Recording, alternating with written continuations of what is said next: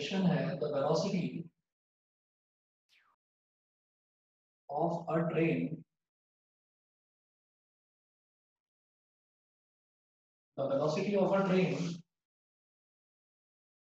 increases at a constant rate alpha. The velocity of a train increases at a constant rate alpha from 0 to v. मतलब initial velocity 0 थी और वो बढ़ते बढ़ते final velocity v हो जाती है और 0 से लेकर v तक वेलोसिटी होने में जो एक्सेलरेशन है वो एक्सेलरेशन की वैल्यू दे रखी है बेटा अल्फा। कितना? पहले तो ये and then remains constant for some time and then remains constant for some time, remains constant for some time, interval, and then finally decreases to zero at a constant rate beta, and then remains constant for some time interval, or some time for some time interval, and then finally decreases to zero, and then finally decreases to zero at a constant rate beta, at a constant rate beta, full stop. उसके बाद है if the total distance covered by the particle be x, if the total distance covered by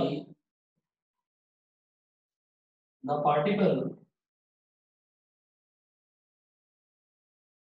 be x, total distance covered by the particle be x, then show that the total time taken will be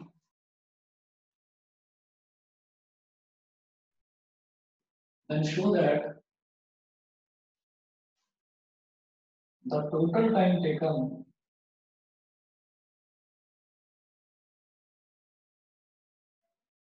time taken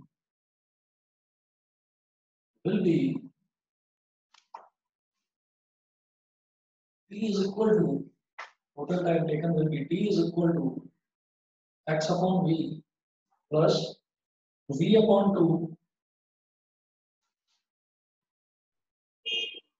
into 1 upon alpha plus 1 upon beta। ठीक है, ये दे रखा है। देखिए जी ये वाला जो question मुझे दे रखा है ना, इस क्वेश्चन में पहली चीज तो ये है कि कहीं पर भी मुझे ये नहीं बताया है कि आपको पोजीशन टाइम ग्राफ या वेलोसिटी टाइम ग्राफ आपको किसी चीज का यूज करना है, ये नहीं बताया है। तो आपकी मर्जी है, आप जैसा चाहें वैसा कर सकते हैं। लेकिन फिर भी जब हम पोजीशन टाइम ग्राफ और वेलोसिटी टाइम ग्राफ की बात कर ही रहे हैं, ठीक है, पढ़ ही रहे हैं, वही क्वेश्चंस कर रहे हैं, तो एक बार इसका भी हम वेलोसिटी टाइम ग्राफ बनाकर देख लेते हैं। देखिए हमसे ये बोला गया, मैं इसका ग्राफ बनाता हूँ आगे।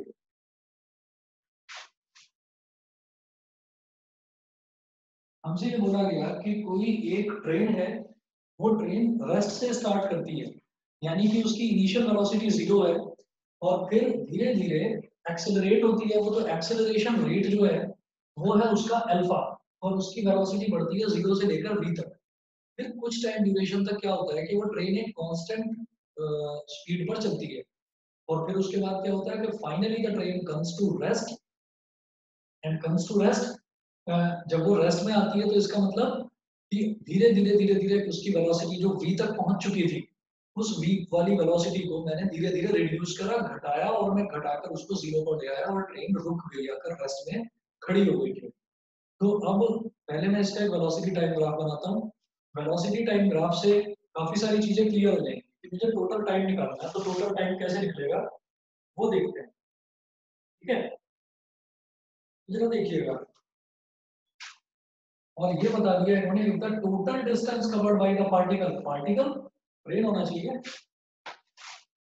ये क्वेश्चन में गलत लिखा हुआ है, total distance covered by the train है, covered by the train dx, ठीक है।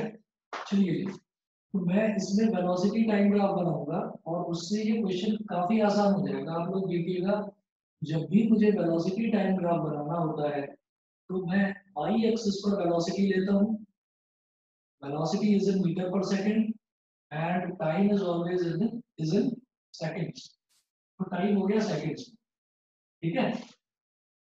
तो अगर किसी भी चीज को मैं बोल रहा हूँ, अगर कोई भी चीज बढ़ रही है, इंक्रीज हो रही है, तो उसका जो स्लोप है वो इस तरीके से होता है, इंक्लाइनिंग स्लोप होता है, बढ़ता हुआ होता है। तो मैंने बोला कि हमारी जो इनिशियल टाइम जब जीरो था, ये जो ओरिजिन है, इस ओरिजिन का मतलब क्या होता है बेटा, ये एक्स एक्सिस है, ये वाई एक्सिस है। ओरिजिन का मतलब ये होता है कि यहाँ पर एक्स वाली टर्म भी जीरो है और वाई वाली टर्म भी जीरो है, यानी कि इस ओरिजिन का मतलब ये है कि अभी जर्नी स्टार्ट नहीं हुई है, यहाँ पर टाइम भी जीरो है और यहाँ पर मेरी वेलोसिटी भी जीरो है, ठीक है। और एक्सेलरेशन रहा कितना, अल्फा। तो अल्फा एक्सेलरेशन के साथ में ट्रेन ने स्पीड एक्वायर करी v, फाइनल वेलोसिटी v। तो ट्रेन की स्पीड यहां तक पहुंच गई बेटा, ये वेलोसिटी थी जीरो और ये फाइनल वेलोसिटी हो गई v, तो वो v वेलोसिटी हो गई और एक्सेलरेशन रहा उसका अल्फा। उसके बाद कुछ टाइम तक क्या होता है, कुछ टाइम तक जो वो ट्रेन है, वो ट्रेन चलती है किस किस उससे, वो यूनिफॉर्म वेलोसिटी से चलती है। तो कब चलेगी, जब यहाँ तक वेलोसिटी पहुंच जाएगी, तो अब कुछ टाइम तक ट्रेन इसी वेलोसिटी पर चलेगी। अब वो टाइम कितना है वो मैं नहीं जानता, छोड़ दो उसको, अभी उसकी हम बात ही नहीं कर रहे। तो हमने कहा कि चलिए यहाँ से लेकर यहाँ तक वो कांस्टेंट स्पीड पर चलेगी, यहाँ से लेकर यहाँ तक एक्सेलरेशन रहा अल्फा, यहाँ से लेकर यहाँ तक हम बोलेंगे कि हमारा जो एक्सेलरेशन है वो जीरो हो गया। एक्सेलरेशन जीरो का मतलब ही क्या होता है कि गाड़ी हमारी कांस्टेंट स्पीड पर चल रही है, कांस्टेंट वेलोसिटी पर चल रही है। यहाँ इतना चलने के बाद में फिर उसको रुकने का नंबर आया, तो गाड़ी फिर रुकेगी, तो जब रुकेगी तो क्या होगा, धीरे धीरे उसकी स्पीड कम होगी, धीरे धीरे स्पीड कम होने का मतलब क्या होता है, रिटार्डेशन। तो वो रिटार्डेशन किस रेट पर हो रहा है, बीटा रेट पर। तो फाइनली उसकी वेलोसिटी जीरो हो गई। तो यहाँ जब वो यहाँ से यहाँ गई तो एक्सेलरेशन की वैल्यू थी अल्फा, जब वो रुकी तो एक्सेलरेशन की वैल्यू थी बीटा। उन्होंने दे रखा है, ये क्वेश्चन में गिवन है, ठीक। अब आप क्या करिए, आप पहले इसको यहाँ से यहाँ तक ज्वाइन करिए, फिर यहाँ से यहाँ तक ज्वाइन करिए। बताइए जी, इतना क्लियर है सभी बच्चों को? वेलोसिटी टाइम ग्राफ तो सबको क्लियर हो गया होगा, समझ में आ गया होगा? Yes sir. ठीक है। अब जरा देखिएगा, अब हमसे ये पूछा जा रहा है कि आप इसका टोटल टाइम बताइए और टोटल टाइम ये निकल के आएगा, ठीक है। तो जब मैं यहाँ पर एक्सेलरेशन की बात करूंगा, तो एक्सेलरेशन तो हमारे पास ये आ ही जाएगा, जितना यहाँ से यहाँ तक अल्फा दे रखा है, यहाँ से यहाँ तक जीरो दे रखा है, यहाँ से यहाँ तक माइनस बीटा है, रिटार्डेशन है ना, तो मैंने माइनस बीटा ले लिया। आप इन पॉइंट्स को नाम दे दीजिए, O A B C, O is for origin, A B C, ये पॉइंट्स हो गए। फिर ये हो गया ओ ए बी सी, इसको बोल दीजिए डी और इसको बोल दीजिए ई, ठीक। We know that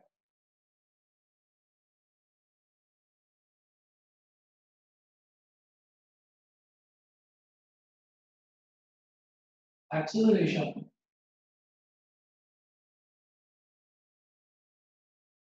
is equal to slope of velocity time graph। ये तो सभी को मालूम है, slope of velocity time graph. तो एक्सेलरेशन कहां से कहां तक हो रहा है बेटा, यहां से लेकर यहां तक, ठीक है। तो ये कितना है एक्सेलरेशन, अल्फा। स्लोप कैसे निकाला जाता है, परपेंडिकुलर अपॉन बेस। तो परपेंडिकुलर क्या हो गया, ए ई, और बेस क्या हो गया, ओ ई। ए ई अपॉन ओ ई, जिस बच्चे को समझ में ना आ रहा हो, याद ना हो, तो आप यहाँ पर लिख लीजिएगा स्लोप होता है परपेंडिकुलर अपॉन बेस, और ये निकाला जाता है किसी भी राइट ट्राइंगल में। तो मैंने देखा कि ये राइट ट्राइंगल मेरे पास बन गया ए ई ओ, स्लोप क्या हो जाएगा परपेंडिकुलर अपॉन बेस। ठीक है, अब ये जो परपेंडिकुलर है ए ई, ये वैल्यू क्या है, ये v है, वेलोसिटी है v, तो इसको मैं लिखूंगा alpha is equal to v upon, और ओ ई क्या है मुझे नहीं पता, तो आप ओ ई इसको लिख दीजिए बेटा T1, इसको आप T1 बोल सकते हो। ठीक है, मुझे पता चल जाए यहाँ से यहाँ तक का टाइम पीरियड, मुझे पता चल जाए यहाँ से यहाँ तक का टाइम पीरियड T2, ये पता चल जाए, और यहाँ से लेकर यहाँ तक का टाइम पीरियड मुझे पता चल जाए T3, मैं तीनों को ऐड कर दूंगा, और तीनों को ऐड करके मेरे पास फाइनल टाइम ड्यूरेशन निकल जाएगा कि नहीं, बताइए। इतना समझ में आ गया सब बच्चों को? Yes sir.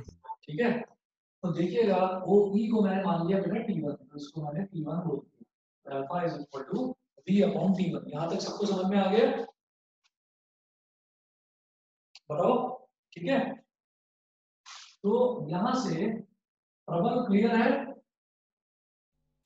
Yes sir, yes sir. तो T1 हो गया बेटा, ठीक है, T1 हो गया v अपॉन अल्फा, इसको बोल दीजिए इक्वेशन नंबर 1, T1 हो गया v अपॉन अल्फा। फिर दूसरा देखता हूँ मैं कि दूसरा एक्सेलरेशन किस तरफ हो रहा है। बेटा यहाँ पर एक्सेलरेशन मेरा 0 है, तो यहाँ पर वैसे भी ये स्ट्रेट लाइन है, मैं स्लोप नहीं निकाल सकता, स्लोप वैसे भी इसका 0 आ रहा है, तो इसकी तो बात कोई छोड़ दीजिए आप, हम इसकी बात करेंगे डीसी। तो इसी तरह से हम कहेंगे minus beta is equal to minus beta, क्योंकि यहाँ से लेकर यहाँ तक ये रिटार्ड हो रहा है, तो रिटार्डेशन भी इसमें acceleration is taken as negative, ये माइनस बीटा हो गया, एंड परपेंडिकुलर अपॉन बेस यानी कि BT upon DC, BT upon DC, तो minus beta is equal to, ये जो बीडी हाइट है ये तो 0 से लेकर v तक, ये हाइट कितनी हो गई, ये हो गई v, और डीसी क्या है, डीसी लास्ट लैप का टाइम ड्यूरेशन है, तो उसको मैंने माना है T3, तो T3 क्या हो जाएगा minus v upon beta, T3 हो जाएगा माइनस v अपॉन बीटा, इसको बोल दीजिए आप इक्वेशन नंबर 2। बता दीजिए समझ में आया कि नहीं, सभी को क्लियर है इतना? चलो जी ठीक है, अब इसके बाद हम क्या करते हैं, ये हमारे पास आ गया इतना minus v upon beta. Sir हमारा T2 भी 0 ही आ जाएगा ना? कितना? T2 हमारा 0 ही होगा क्या? नहीं 0 नहीं होगा, बताओ कैसे होगा 0? नहीं सर, बस पूछ रही थी क्योंकि एक्सेलरेशन 0 थी ना, इसीलिए पूछ रही थी मैं। ना ना ना 0 नहीं होगा, ठीक है। फर्स्ट इक्वेशन लगा देंगे तो हो जाएगा फिर 0। क्या हो जाएगा? फर्स्ट इक्वेशन लगा देंगे तो समझ में v, अगर फर्स्ट इक्वेशन लगा देंगे इसमें तो फिर टाइम 0 हो जाएगा ना।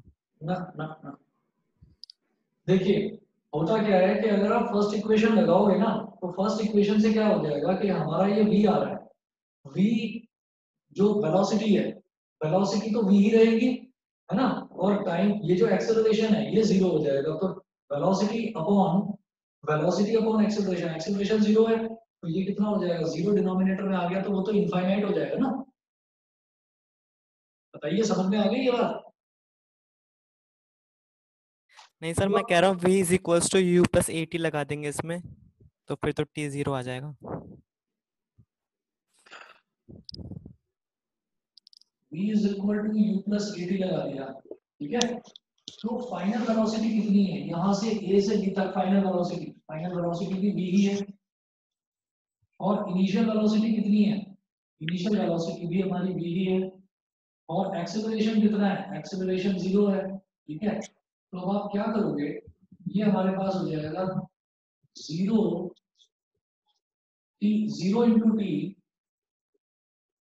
Is equal to v minus v, बेटा ये मेरे पास आ गया 0 इज इक्वल टू 0, ठीक है, तो यहाँ से टाइम की कोई वैल्यू नहीं निकली, टाइम की वैल्यू हमारे पास तब निकलती जब मेरे को एक्सेलरेशन ना पता होता, मेरे को फाइनल वेलोसिटी भी पता है, फाइनल वेलोसिटी v ही है, क्योंकि यहाँ जिस वेलोसिटी से इसने स्टार्ट करा वो फाइनली भी उतनी ही वेलोसिटी पर रहा। तो मेरी फाइनल वेलोसिटी भी v है, मेरी इनिशियल वेलोसिटी भी v है, और एक्सेलरेशन क्या है 0, वो मैं जानता हूँ। तो यहाँ से मैं टाइम निकाल ही नहीं सकता, ये तो इक्वेशन सेटिस्फाई हो गई कि 0 इज इक्वल टू 0 आ गया, लेकिन किसी वेरिएबल को मैं कैलकुलेट नहीं कर पाया यहाँ से। समझ गया मेरी बात? Yes sir. हाँ मेरी बात समझ में आ गई? दूसरा, अगर हम एक और तरीका देखें, वो तरीका ये होता है कि टाइम की वैल्यू होती है v minus you upon a। तो v क्या है? v भी v है और u भी v है। v minus v upon a है 0, तो ये हो गया 0 अपॉन 0। 0 अपॉन 0 को बोलते हैं बेटा इनडिटरमिनेट फॉर्म। इनडिटरमिनेट फॉर्म ये आप जो मैथ्स वाले बच्चे हैं ये उसमें करेंगे, लिमिट्स एंड डेरिवेटिव्स में। तो इसमें मत जाइए अभी, अभी इसको छोड़ दीजिए। जो आपको तीन चीजें बताई हैं ना, पोजीशन टाइम ग्राफ की और वेलोसिटी टाइम ग्राफ की, जो तीन चीजें बताई हैं वो ध्यान रखिए। कि पोजीशन टाइम ग्राफ का स्लोप मुझे वेलोसिटी दे देता है, वेलोसिटी टाइम ग्राफ का स्लोप मुझे एक्सेलरेशन दे देता है, और वेलोसिटी टाइम ग्राफ के नीचे का एरिया मुझे टोटल डिस्टेंस ट्रेवल दे देता है। तो अब मैं इसके एरिया की बात करूंगा क्योंकि मुझे टोटल डिस्टेंस ट्रेवल्ड x दे रखा है। समझ रहे हैं? तो सर उसमें T2 की वैल्यू निकालनी पड़ेगी ना, T1 और T3 की वैल्यू डाल के। अरे तुम रुक जाओ 2 मिनट। देखिए, हम कहेंगे कि टोटल डिस्टेंस ट्रेवल्ड,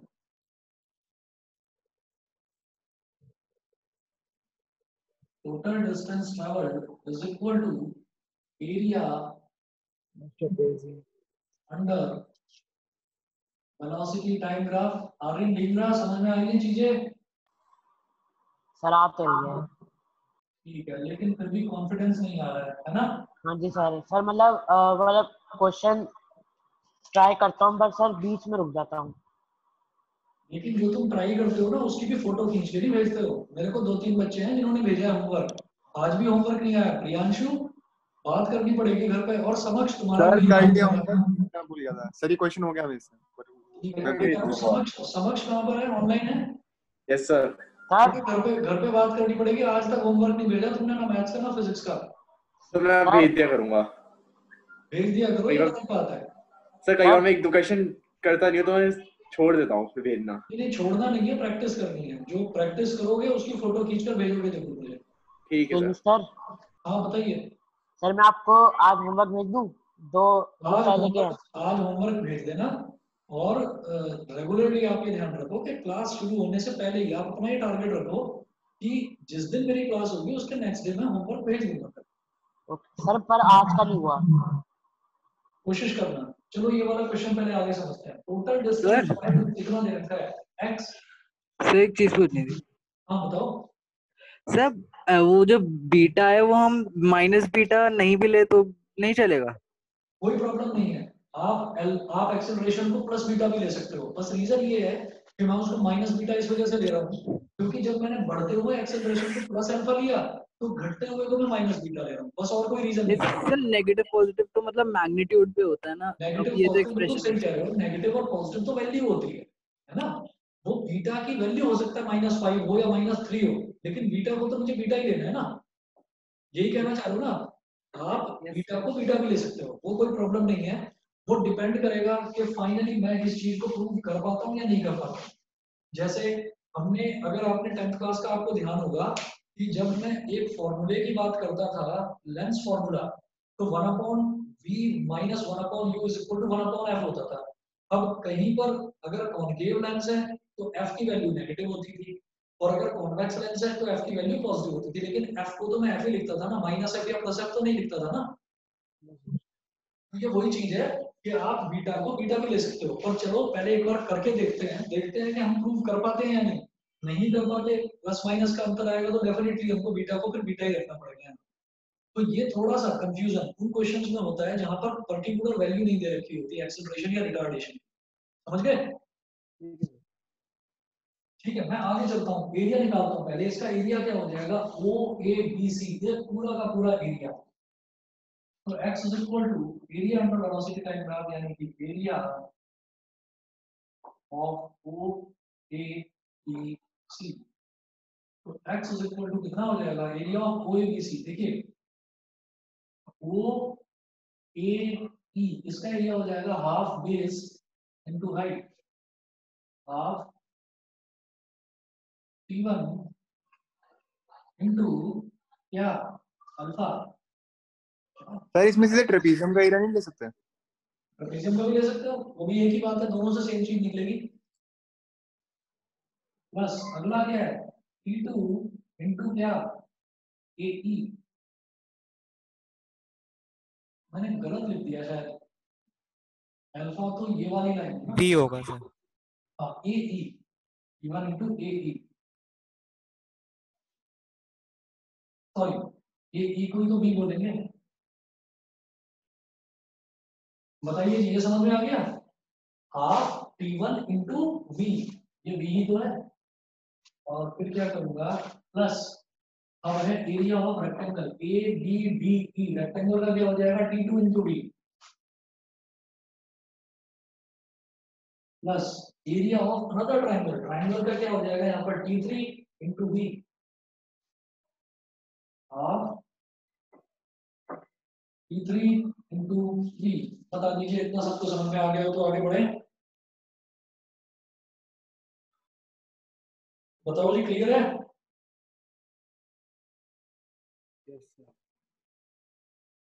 हाँ जी चले आगे। Yes sir. चलो जी, ये मेरे पास आ गया। अब मैं यहाँ से ना क्वेश्चन मिटा रहा हूँ।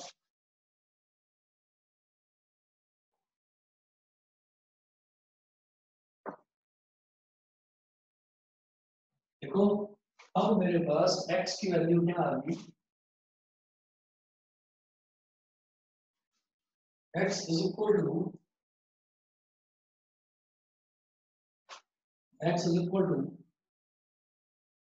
VT1 अपॉन 2 प्लस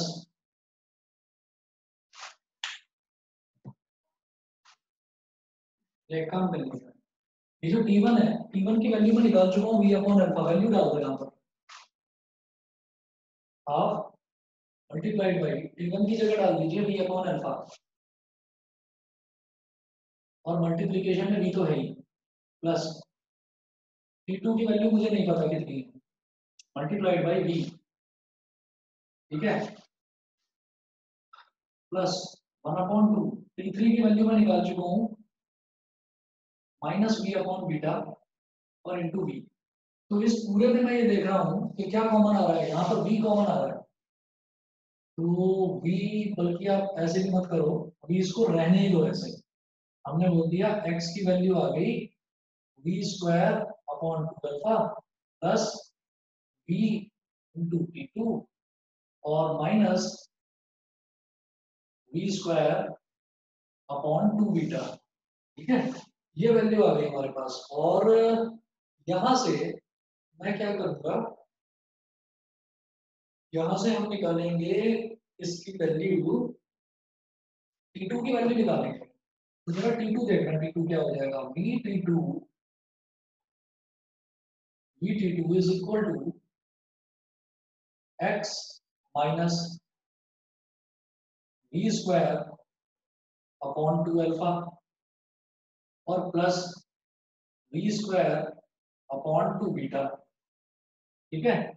तो T2 इज इक्वल टू कितना हो गया, T2 हो गया x अपॉन v, और इसमें से हमने देखा कि v square upon 2v alpha plus v square upon 2v beta, एक v से एक v कट गया, एक v से एक v कट गया। इतना समझ में आ गया तो आगे चले, इतना समझ गए सभी बच्चे? Yes sir. ठीक है। अब क्या करता हूं मैं, ये वाला मिटा रहा हूँ यहाँ से, ये चलिए नीचे वाला मिटा रहा हूँ इधर का, ये वेलोसिटी टाइम ग्राफ बना रहे हैं। तो मेरे पास T2 की वैल्यू आ गई, तो अब टोटल टाइम कैसे निकलेगा देखिएगा, therefore टोटल टाइम को T बोल दीजिए, ये हो जाएगा T1 plus T2 plus T3। अब T1 की वैल्यू मैं क्या निकाली थी, मैंने T1 की वैल्यू v अपॉन बीटा, डाल दिया जी v upon beta, plus t2 की वैल्यू ये थी, तो लिखिएगा t2 की वैल्यू थी, सॉरी t1 की वैल्यू थी बेटा v अपॉन अल्फा, t2 की वैल्यू मैंने ये कैलकुलेट करी है x upon v minus v upon 2 alpha, minus v upon 2 alpha, और ये कितना है प्लस का v अपॉन 2 बीटा, प्लस का v अपॉन 2 बीटा, और t3 की वैल्यू कितनी minus v upon beta, minus v upon beta. अब आप क्या करिएगा x अपॉन v को तो बिल्कुल अलग ले आओ, x अपॉन v को मैं अलग ले आया, और प्लस का v अपॉन अल्फा माइनस का v अपॉन 2 अल्फा, और प्लस का v अपॉन 2 बीटा और माइनस का v अपॉन बीटा, ये हो गया। यहां से मैं ये देख रहा हूं कि इन दोनों में v अपॉन अल्फा कॉमन लिया जा सकता है, v अपॉन अल्फा कॉमन ले लिया तो ब्रैकेट में बचेगा 1 माइनस 1 अपॉन 2, यहां से v अपॉन बीटा कॉमन ले लीजिए, ब्रैकेट में बचेगा 1 अपॉन 2 माइनस 1, समझ रहे हैं?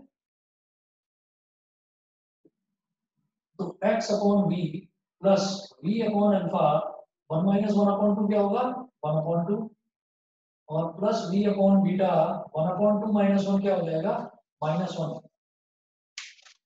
यहां तक सभी बच्चों को समझ में आ गया? यहां तक सबको क्लियर है? आया ना कुछ? Yes, sir. और ये करने के बाद में अब आप देखेंगे यहाँ हो जाएगा total time is equal to x upon v plus v upon 2, दोनों में सॉरी 1 अपॉन 2 माइनस 1 आएगा बेटा, माइनस 1 अपॉन 2, माइनस 1 अपॉन 2, ठीक है? तो दोनों में v अपॉन 2 तो कॉमन आ रहा है, v अपॉन 2 कॉमन ले लिया तो ब्रैकेट में बचेगा 1 upon alpha minus 1 upon beta, 1 upon alpha minus 1 upon beta, ये समझ में आ गया? टोटल टाइम ड्यूरेशन ये हो गया, बताइए ठीक है? सर क्वेश्चन में तो 1 upon alpha plus 1 upon beta छोड़ो ना, था। पहले ये बताओ यहाँ तक समझ में आ गया? Yes sir. ठीक है, अब यहाँ पर बस नोट करके लिख लीजिएगा कि if we had assumed beta in place of minus beta,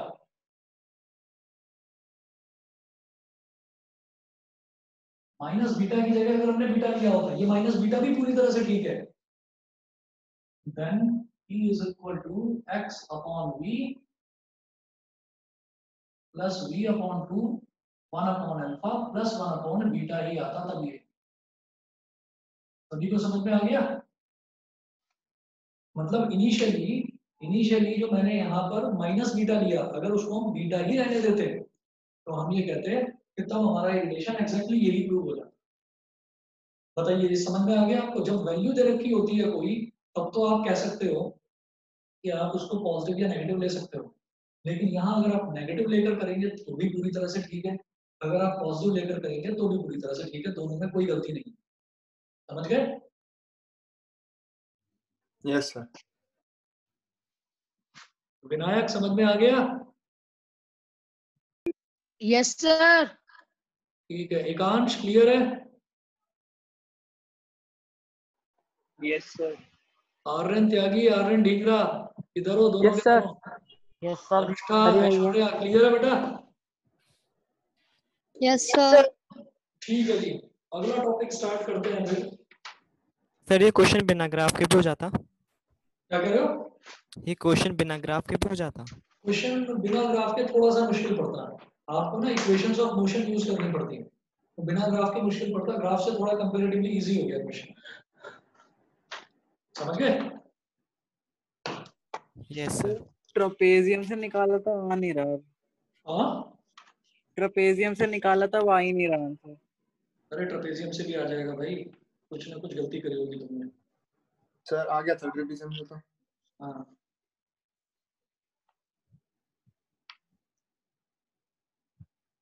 चलिए जी, अब जो अगला सर टॉपिक। हाँ सर डाउट है, मतलब इस क्वेश्चन में नहीं, जो आपने होमवर्क दिया था अच्छा, सर, बाद में पूछना अभी। डाउट बता दो, चलो कौन सा है, कौन सा क्वेश्चन है बताओ। Sir example number 40।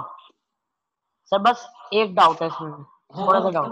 बताओ बताओ बताओ। सर इसमें हमें यू दे रखा है, तो इसमें और वैल्यूज कैसे पता चलेगी? दोबारा बताओ क्या चीज। सर जो एग्जाम्पल नंबर 40 है, हाँ सर इसमें हमें यू दे रखा है, इनिशियल वेलोसिटी। इन्होंने क्वेश्चन में ये दिया है, एग्जांपल नंबर 40 की जो बात कर रहे हो उसमें क्या है, a ball is thrown upward with an initial velocity of 100 meter per second, यही है ना। Yes sir. और ठीक है, after how much time will it return, कितने टाइम बाद वो नीचे आ जाएगी वापस बॉल। तो सर इसमें मतलब कौन सा फॉर्मूला लगाएंगे? अच्छा भाई, वेलोसिटी टाइम ग्राफ बना लिया इसका, वेलोसिटी टाइम ग्राफ बनाने के लिए बोला गया था। हाँ जी सर। सर अभी मतलब मैंने किया नहीं है क्वेश्चन। एक बार ट्राई तो करो।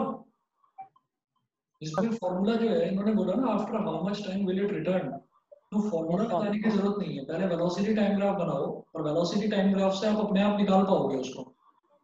Okay sir. सर मैं आपको भेज दूंगा क्वेश्चन। टाइम टोटल, हाँ एक बार करके देखो, जहां अटको वो पूछना है मेरे से, ठीक है। Okay sir. हाँ जी, नेक्स्ट टॉपिक करेंगे हम रिलेटिव वेलोसिटी।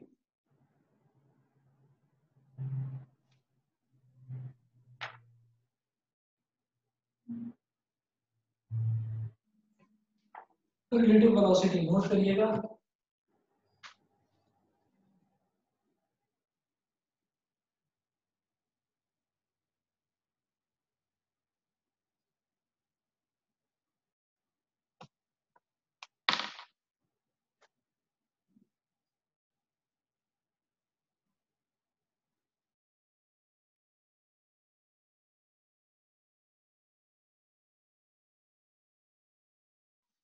इसमें लिखिएगा the relative velocity of an object 2 with respect to object 1।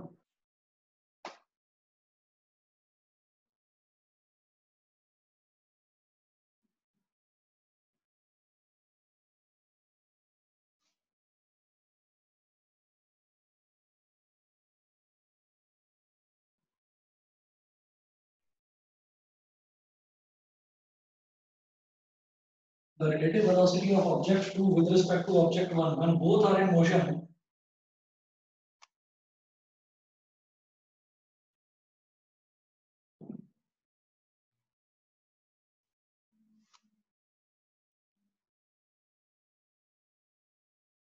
When both are in motion is the time rate of change,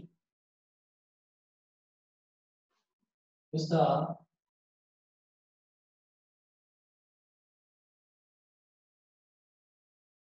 time rate of change,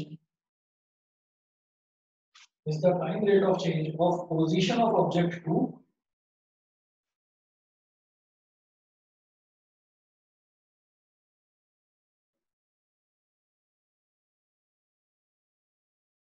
object 2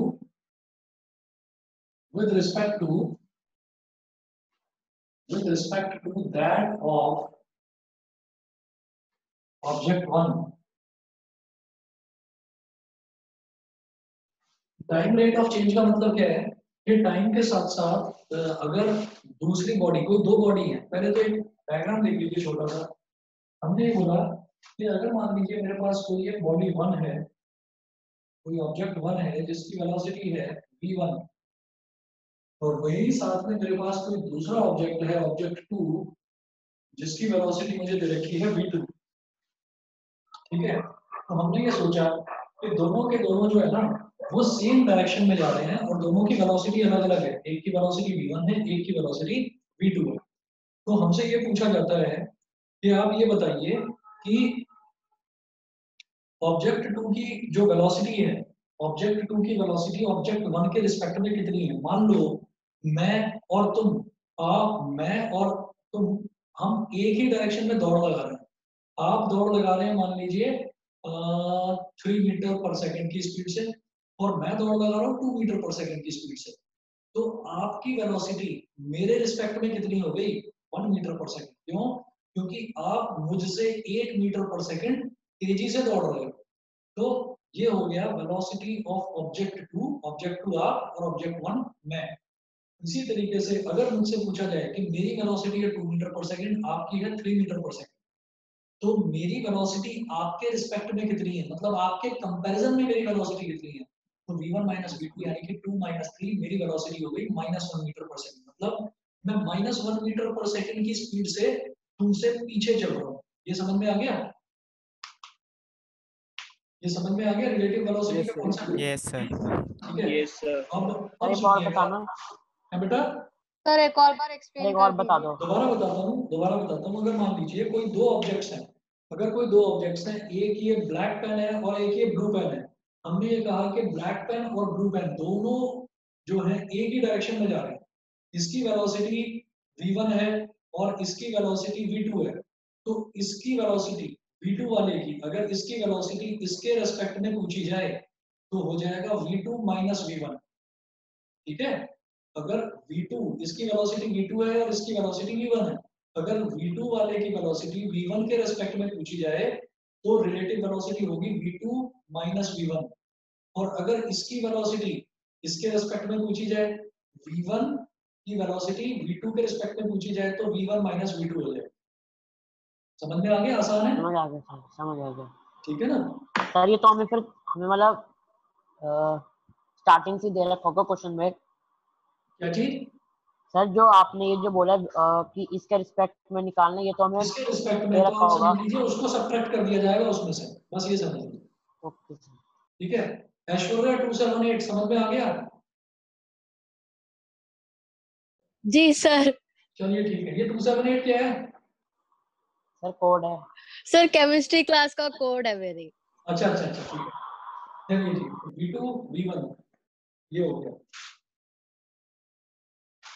अब देखिएगा, अब हमने ये कहा कि अगर मान लीजिए मैं ये बोलता हूं कि कोई भी ऑब्जेक्ट है, ऑब्जेक्ट 1 और ऑब्जेक्ट 2 की बात करते हैं, तो अगर मैंने कहा ये मिटा देता हूं इस तरफ से,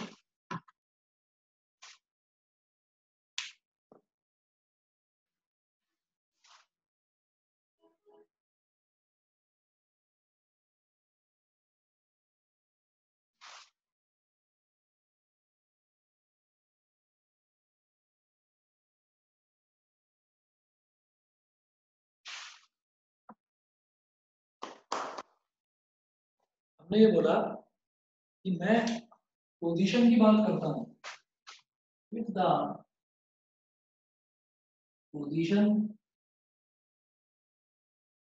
of object 1 at time t is given as, if the position of object 1 with at time t is given as x1 t, x1 bracket में डालिएगा t, मतलब x1 क्या है? x1 बेसिकली क्या है कि 1 इज फॉर ऑब्जेक्ट 1 और x क्या है? वो उसकी पोजीशन के लिए है कि वो किस पोजीशन पर बैठा हुआ है। पोजीशन मैं दोबारा बताता हूँ। हम एज्यूम कर लेते हैं कि जैसे we are standing on a measuring scale, हम जिस सड़क पर बैठे हुए हैं उस सड़क पर हर एक पॉइंट पर निशान लगे हुए हैं। 1 मीटर का मार्क, 2 मीटर का मार्क, 3 मीटर का मार्क, 4 मीटर का मार्क। तो मैं कितने मीटर के मार्क पर बैठा हुआ हूँ या खड़ा हुआ हूँ, ये चीज मुझे पोजीशन बताती है मेरी कि मैं किस पोजीशन पर हूँ उस टाइम। ठीक है। तो मैंने बोला कि x1 t is equal to x10 plus v1 t। x10 का मतलब क्या है कि मेरी पोजीशन 0 टाइम पर कितनी थी, इनिशियली मेरी पोजीशन कितनी थी। फॉर एग्जांपल अगर इनिशियली मैं 5 मीटर के मार्क पर खड़ा हुआ हूँ, ठीक है, तो ये क्या है ना कि ये फिजिक्स की टर्म्स में हम ये देखते हैं इस तरीके से। और जैसे अगर मान लीजिए हम डेली रूटीन जो होता है हमारा, जो हम डेली मतलब अपने डेली रूटीन में जो हम लैंग्वेज यूज करते हैं, उसमें कहते हैं कि भाई तुम चलो और मैं तुम्हें रेड लाइट पर खड़ा हुआ मिल जाऊंगा। तो रेड लाइट क्या हो गई? वो एक पोजीशन हो गई। तुम चलो और मैं तुम्हें क्लासिक सोसाइटी जो है उसकी गेट के बाहर खड़ा हुआ मिल जाऊंगा। तो दैट क्लासिक सोसाइटी वो क्या हो गया, वो एक पोजीशन हो गई। तो क्या है कि हमने जब हम किसी मैप की बात करते हैं ना, तो मैप में हम पोजीशन जो है वो उसके डिस्टेंस से बताते हैं कि इतनी दूरी पर, और किसी एक डिस्टेंस को जीरो मानकर चलते हैं। जैसे कभी आपने कोई फिल्म देखी होगी, कोई मिलिट्री बेस वाली फिल्म देखी होगी, तो मिलिट्री बेस वाली फिल्म में ये बोलते हैं कि हमें पीक नंबर 2136 पर पहुंचना है। तो पीक नंबर 2136 ये नंबर कैसे दे दिया? ये पीक नंबर 2136 ऐसे दे दिया कि उसकी ग्राउंड पर, जो भी ग्राउंड पर मैंने ओरिजिन माना है ना जिस पोजीशन को, उस पोजीशन से उसकी हाइट जो है वो 2136 मीटर है।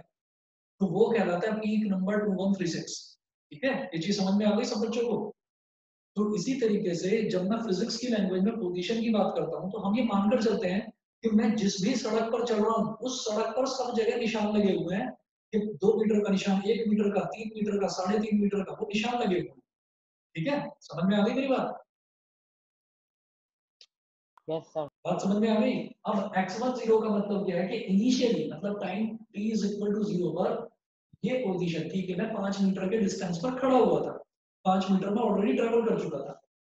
फिर मैंने टाइम ड्यूरेशन t में मैंने कितना ट्रेवल और कर लिया, मेरी वेलोसिटी कितनी थी v1, v1 into t करा तो मेरा क्या आ गया, डिस्टेंस आ गया। उस डिस्टेंस को ओरिजिनली मैं जितना डिस्टेंस ट्रेवल कर चुका था उसमें ऐड कर दीजिए, तो टाइम t में मैंने जितना टोटल डिस्टेंस ट्रेवल करा वो आ गया। समझ में आ गया? ये हो गया मेरा distance travelled with velocity v1 in time t। तो v1 into t क्या हो गया, ये मेरा डिस्टेंस हो गया जो मैंने वेलोसिटी v1 के साथ में टाइम t ड्यूरेशन में ट्रेवल करा, ये तो मेरा डिस्टेंस हो गया। और x1 0 हो गई मेरी ओरिजिनल पोजीशन। ये समझ गया सब बच्चे? Yes sir. Yes sir. समझ में आ गया? थोड़ा सा डिफिकल्ट लग रहा होगा, सिर्फ लैंग्वेज समझने में दिक्कत हो रही होगी, बस ये सर समझ आपने v1t को क्या बोला है? इसको v1t को v1 t डिस्टेंस हो गया, distance travelled with velocity v1 in time duration t। Okay sir. v1 क्या है, ऑब्जेक्ट 1, ऑब्जेक्ट 1 की वेलोसिटी को मैंने v1 बोल दिया, और वो टाइम t ड्यूरेशन में कितना ट्रैवल करा, वेलोसिटी इनटू टाइम ही तो करा मैंने, v1 into t। ये क्या हो गया, वेलोसिटी इनटू टाइम आ गया डिस्टेंस। और originally time t is equal to 0 मतलब इनिशियली वो कितना डिस्टेंस ट्रैवल कर चुका था, मान लो फॉर एग्जांपल 2 मीटर, तो वो 2 मीटर ये है x1 0। तो this plus distance travelled is equal to total distance travelled in time t। समझ गए? And this Yes, sir. x1 1 is for the distance traveled by object 1। इसी Okay. तरीके से मैं बोलूंगा distance travelled time t duration में object 2 ने कितना डिस्टेंस ट्रेवल करा, तो x2t इज इक्वल टू क्या हो जाएगा, x2 0 प्लस v2t। सबको समझ में आया कितना कि नहीं बताइए? Yes sir. ठीक है, उसके बाद मुझे क्या निकालना है भाई, उसके बाद मैं ऑब्जेक्ट 2 का रिलेटिव वेलोसिटी या रिलेटिव डिस्प्लेसमेंट की अगर मैं बात करूं तो वो मैं कैलकुलेट कर लूंगा। कैसे, आप लिखिएगा subtracting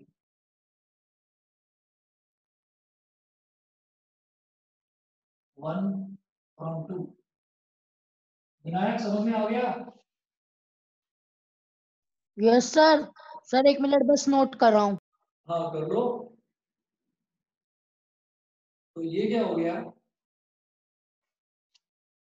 x2t minus x1t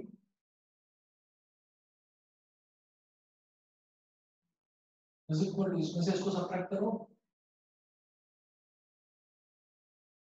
x2 0 plus v2t minus x1 0 minus v1t।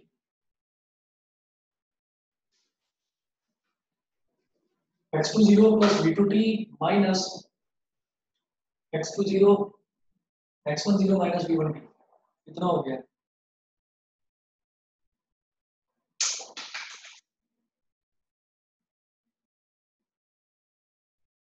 अब आप क्या करिएगा, ये सारी चीज जो x वाली है ये सारी चीज इधर ले आओ, ये इसको ऐसे लिखो x2t माइनस x2 0, इसको एक ब्रैकेट में डालो, ठीक है, और माइनस x1t और plus x1 0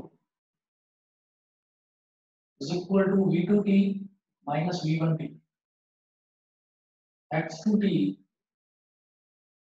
minus x2 0, minus common ले लीजिए इन दोनों में से,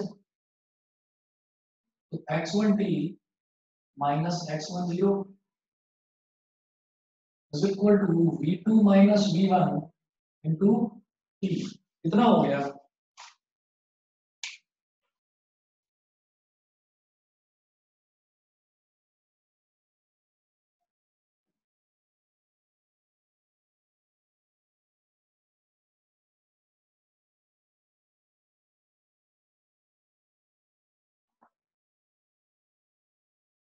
बताइए कि इतना समझ में आ गया है? इसके बाद मैं क्या करूंगा, x2t माइनस x2 0, इसका मतलब क्या है? x2 का मतलब क्या है? Position of object 2 in time duration t, minus x2 0 का मतलब क्या है? Position of object 2 at time t is equal to 0, यानी कि इनिशियल पोजीशन। तो ये हो गई final position minus initial position. Final position में से इनिशियल पोजीशन को सब्ट्रैक्ट कर देते हैं तो डिस्प्लेसमेंट आ जाता है हमारा। बताओ। यस ठीक है, तो final position minus initial position के क्या हो गया? इसको लिखिए बेटा, displacement of object 2 in time t minus displacement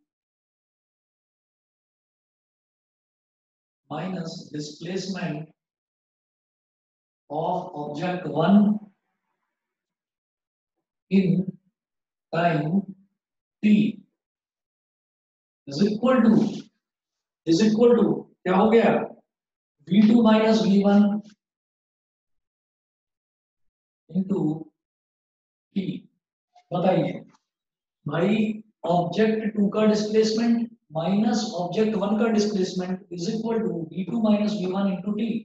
जब ऑब्जेक्ट 2 के डिस्प्लेसमेंट में से ऑब्जेक्ट 1 का डिस्प्लेसमेंट सब्ट्रैक्ट कर देंगे तो ये कहलाएगा relative displacement of 2 with respect to 1। जिसमें से जिसको सब्ट्रैक्ट करते हैं ना, वो विद रिस्पेक्ट टू के बाद लिखा जाता है। हमने क्या बोला कि displacement of object 2 with respect to object 1, मैं लिख रहा हूं इधर, इसको बोलेंगे relative displacement of object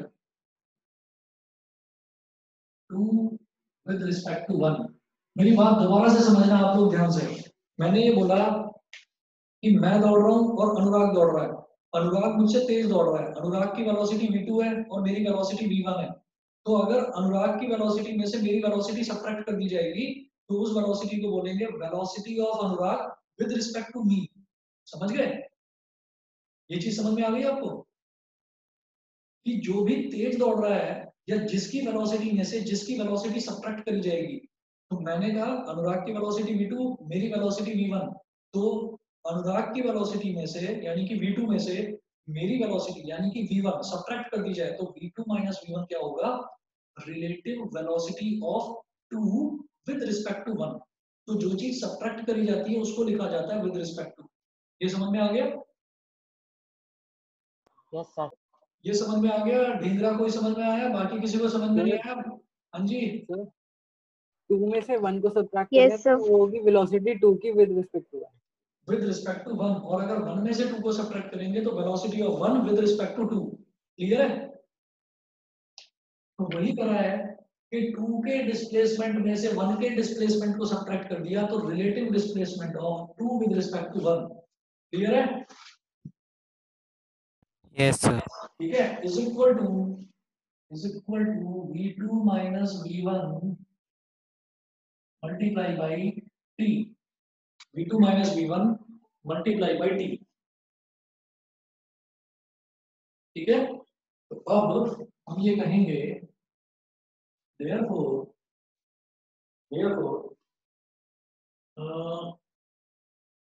relative displacement of object 2 relative displacement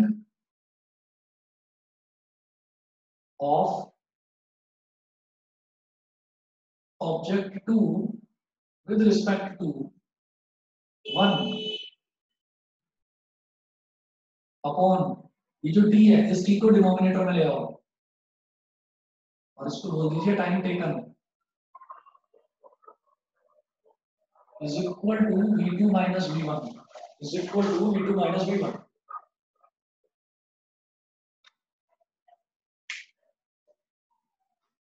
is equal to v2 minus v1 तो ये मेरे पास v2 minus v1 जो है ये आ गया relative displacement of object 2 with respect to object 1 और ये t था ना ये t यहाँ डिनोमिनेटर में ले आए ये हो गया तो ये जो आया तो this v2 minus v1 is known as relative velocity of object 2 with respect to that of object 1 समझ में तो सभी को आ गया होगा ये चीज ये क्या है कि मैंने आपको सीधे सीधी भाषा में तो ये चीज बताई दी थी लेकिन क्या होता है कि आपको इसको टेक्निकली करके दिखाना है डेरिवेशन जो होती है ना आपको डेरिवेशन करके दिखानी है relative velocity and this is written as मैं इधर लिख रहा हूं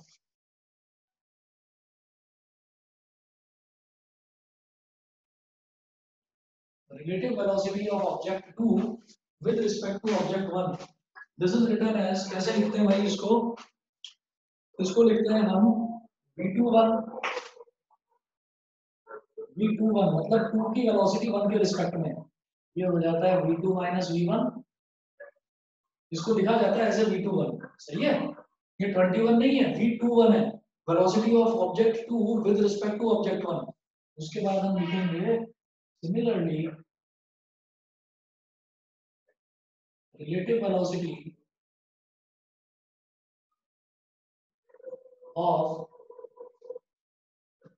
object 1 relative velocity of object 1 with respect to that of object 2 is v12 is equal to क्या हो जाएगा ये v1 minus v2 मुझे लगता है सबको समझ में आ गया होगा इतना कोई प्रॉब्लम तो नहीं इसमें